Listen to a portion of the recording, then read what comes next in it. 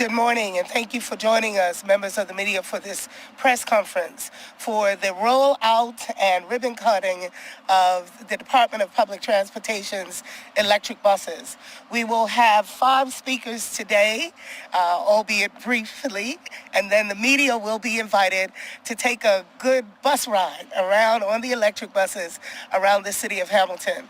Our first speaker this morning is the acting premier and Minister of Home Affairs, the Honorable Walter Robban. Good morning, everyone. Very happy to see everybody here today on this bright, sunny Bermuda day. I am very pleased to be here to just share a few words on the culmination of the first phase of this wonderful project to electrify Bermuda's motor fleet. I do not want to steal the thunder of my honorable friend and honorable colleague, Minister Lawrence Scott. But I just wish to offer my sincere and overjoyed congratulations for the impactful significance of this project. I'm here today in my capacity as the acting premier, but also as the minister responsible for the environment and energy. So this project, and the minister knows, and most people will know, is dear to my heart. I want to thank all the people, and there are many, not just us as ministers, who've been involved with bringing this part of the work to fruition. And note that there was a joint effort, this has been a joint effort, between the Ministries of Transport and Home Affairs as a result of with the assistance of the continued support of the Rocky Mountain Institute, who have literally held our hands through this whole process, every step of the way. Our work with RMI began back in November of 2018, when the Ministries of Home Affairs and Transport signed a memorandum of understanding that set us on this path. I had emphasized it then and will again. We have not paid a single dime or penny for the work of RMI. Considering where we are economically as a country, and of course around the world, it's important to highlight those occasions when we achieve truly exceptional value for the effort and money that is spent. And so we are grateful for the valuable and extremely effective work of RMI in this process of the vision for transport in Bermuda.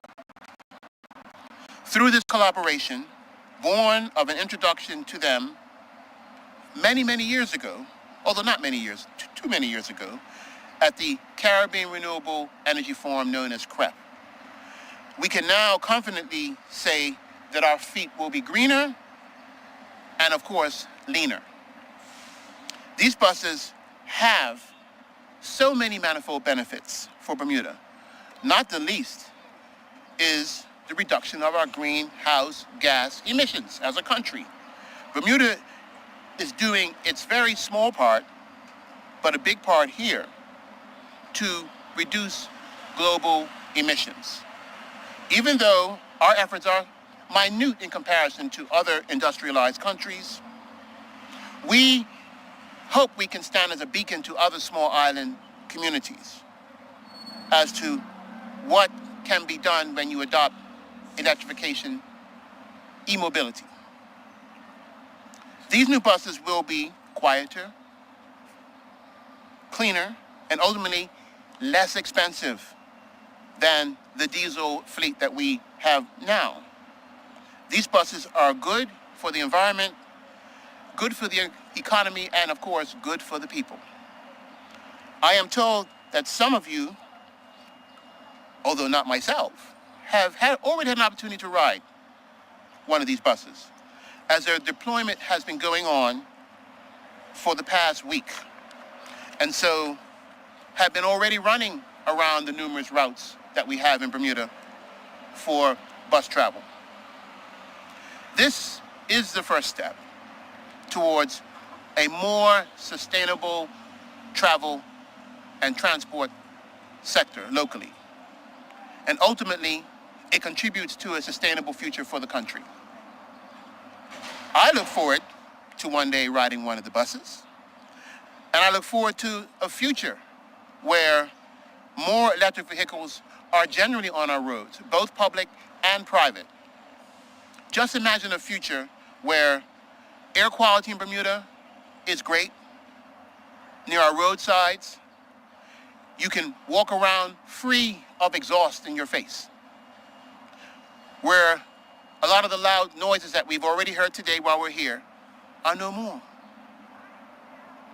And you hear the birds, you hear the breeze, you hear tree frogs at night, not the rustling of cars and trucks and bikes. That's the future that we want for Bermuda.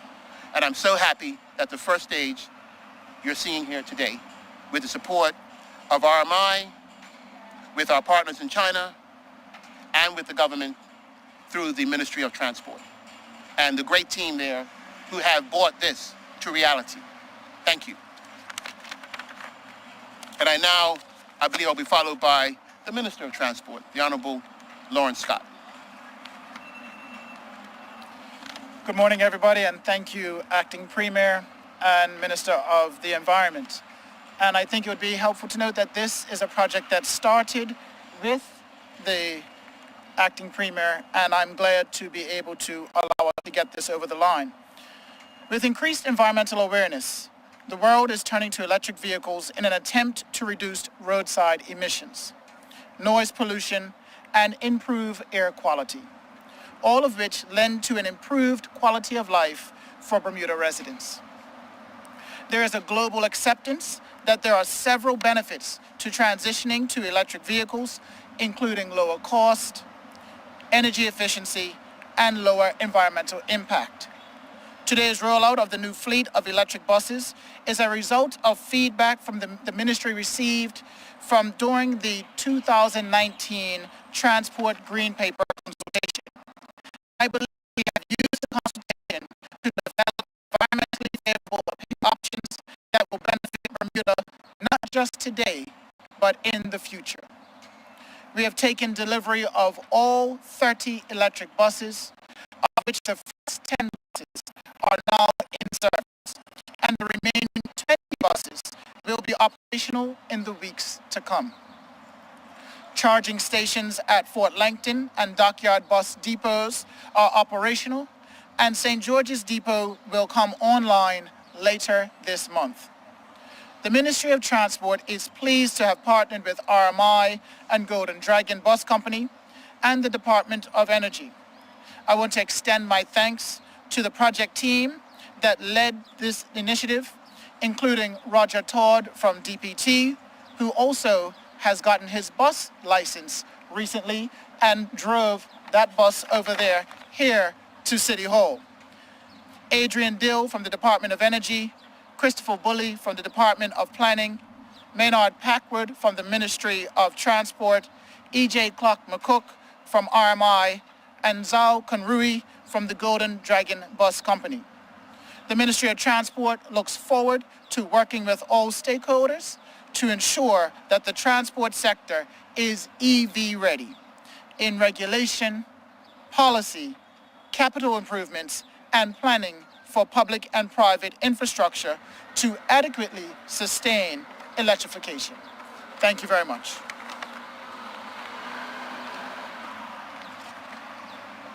Thank you, Minister, and I'd like to now introduce E.J. Clark McCook from RMI.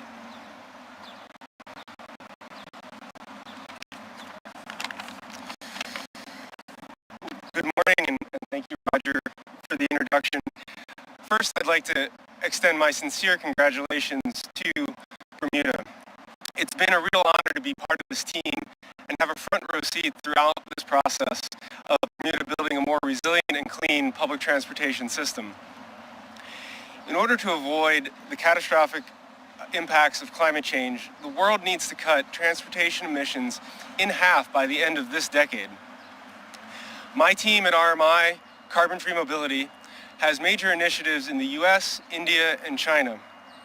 working towards this goal. From this vantage point, I can confidently say that the deployment of these buses is a huge milestone, not only because it positions Bermuda as a leader in the region in electric public transportation, but also because this is the level of intentional ambition that we need at a global scale in order to mitigate the impacts of climate change. And Bermuda has demonstrated now the blueprint of how to make that possible. In the context of other larger nations, it becomes clear what a Herculean feat Bermuda has achieved.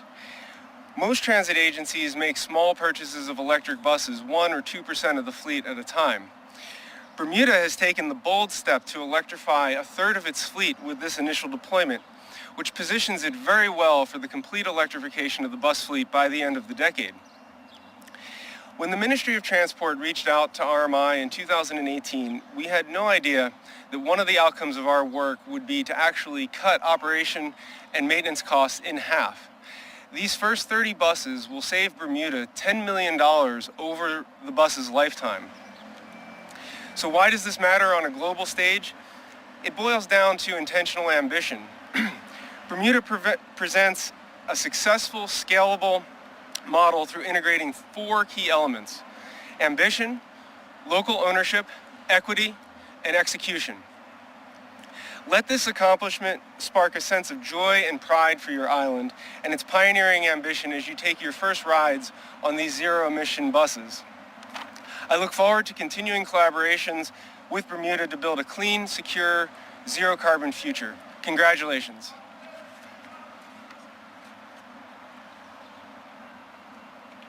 Thank you, EJ. And I'd like to now welcome Zhao Kunruri from Golden Dragon Bus Company. Thank you. Well, a very good morning to all of you. It's my great pleasure to be in Bermuda to attend the launch ceremony for these 30 electric city buses provided by Xiamen Golden Dragon Bus. First of all, let me extend heartfelt appreciation for the warm hospitality of Bermuda's government and the confidence they have placed in Golden Dragon Bus Company. I would like to thank you for partnering with Golden Dragon on the Bermuda Electric Bus project. Golden Dragon Bus is a leading bus manufacturer in Xiamen, China.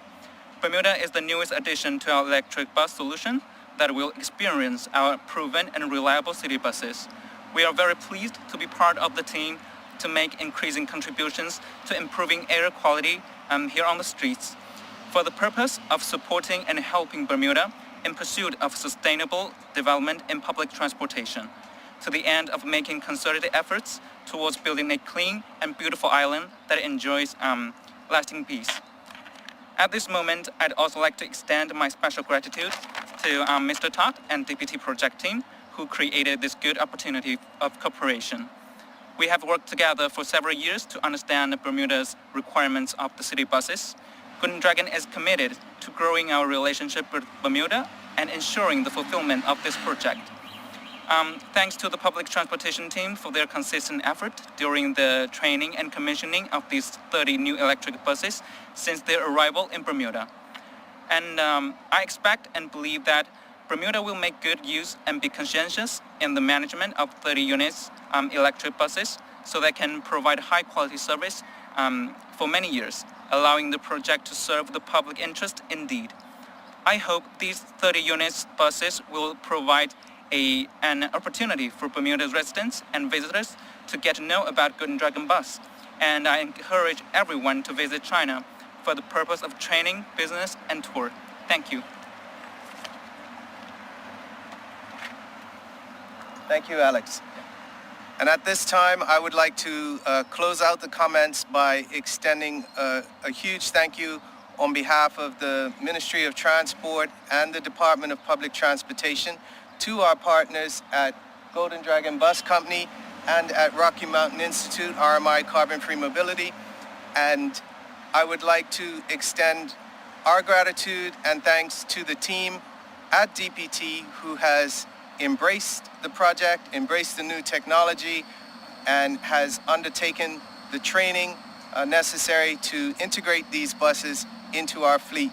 The work continues, but we're very proud that 10 of the 30 buses are now in service, and we look forward to welcoming the public on them, and we look forward to adding the additional 20 buses to our fleets in the coming days and weeks.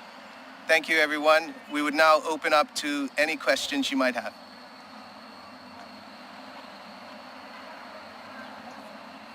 Thank you. First of all, if I could ask a question to EJ. This is for May I ask you? You spoke about Bermuda being showing a scalable model for other countries. So, for yourselves, as you essentially try and show other countries what can happen, what are your modeling criteria? What data are you going to be taking in over the next couple of years? Well, from an actual data collection standpoint, you know, the performance of the buses, both in terms of how they operate on the road, the electricity that they consume, and also exactly how the maintenance plays out and the savings that generates will be very important in helping other transit agencies feel confident in that decision to go electric. But I actually would say that maybe the most important differentiating criteria here is that throughout the last 3 years of work, the attitude of everyone, from the minister down to the drivers, was very much coming from a place of wanting to ensure success. And, you know, yes, there were a lot of tough questions asked, but they were always coming from a place of wanting to succeed rather than being afraid of change. And I actually think that is probably the single most important contributing factor to where we are today. I do have a question for Sal. Yeah. I understand, well, first of all, may I ask how accessible will parts and other spare materials be for in the event of breakdowns, etc.? What provision is being made in that way by your company? Okay. For the electric bus, it's designed for 12 years of lifespan, and during that year, we offer warranty for all the main spare parts, and it's coming electric equipment as well, and special tools and the software and such. Well, if there is anything wrong with the buses, you can always turn to us, and at Golden Dragon, we always provide professional after-sales help as warranties, as local solutions, and that will be no problem. And I understand your buses have been exported to regions in Asia, Yes. Middle East, Africa, South America. Does your presence in Bermuda provide you with any opportunities to expand into North America or Europe? Will you be using your presence here to try and access those markets? Yes, actually, Bermuda will be a very good beginning for us to expand our influence in the region. Actually, I have heard many inquiries from the Cayman Islands, which has shared similar traditions and history as Bermuda. So I think that is a great opportunity to us to expand our business here, and I am very thrilled to do that. Yes. And now if I may ask a question to the Minister. Yes, please.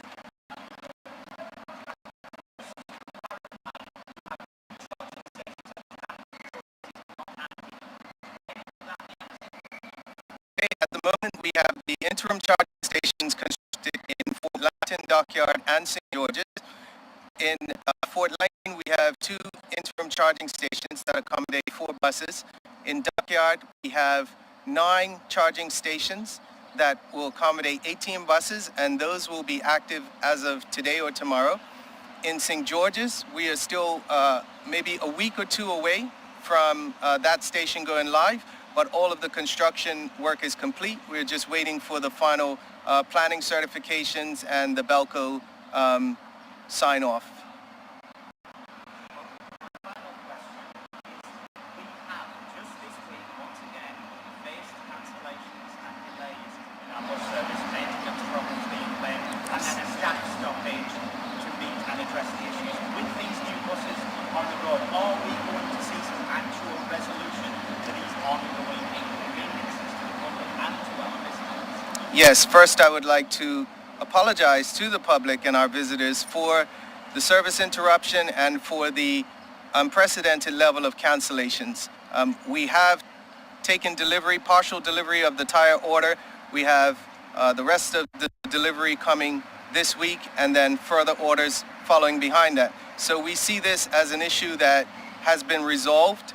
And in addition to that, the agreement that was reached with the BPSU, BIU, and the management of DPT to resume the summer rosters will require less buses, and that will be effective from next Monday.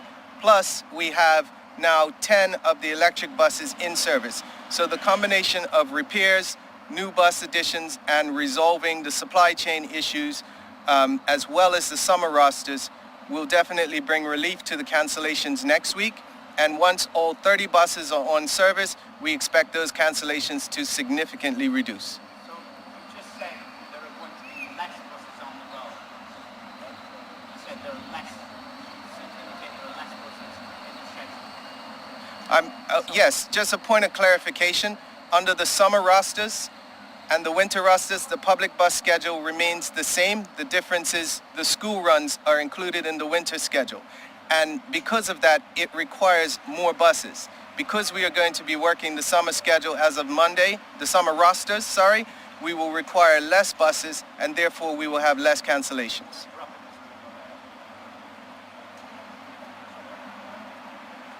Okay. Yes, and we'll take one or two more questions, and then we'll move on to the ribbon cutting. Thank you.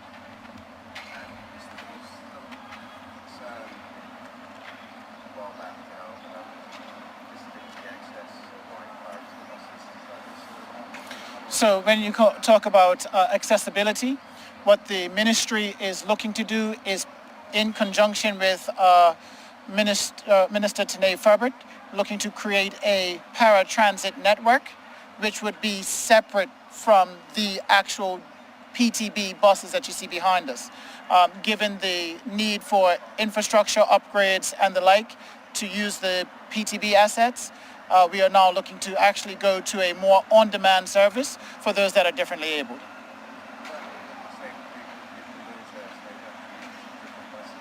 No, well, we already have 17 minibuses that are on island that are dedicated, that already have wheelchair accessibility. We are looking to use those as the paratransit network, keeping in mind that it is easier to have the vehicle go to the customer in that case than it is for the customer to come down to the public bus stop.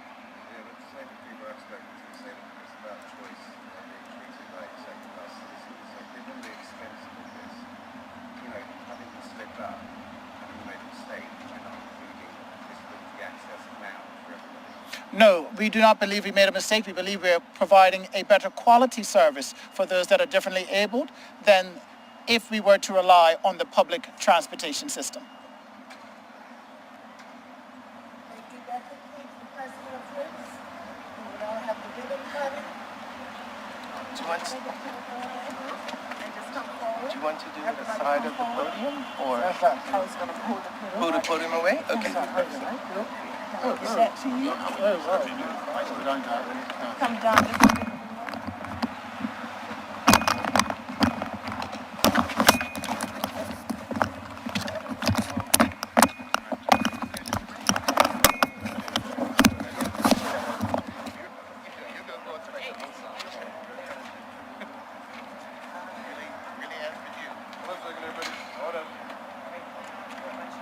Come on, Aaron, get in the family picture. Yeah.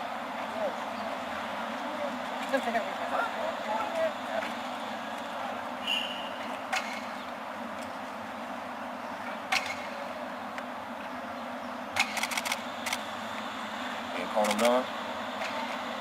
Where you want us to go? Someone call us gone. All right. 5, 4, 3, 2, 1. Yeah. Yay!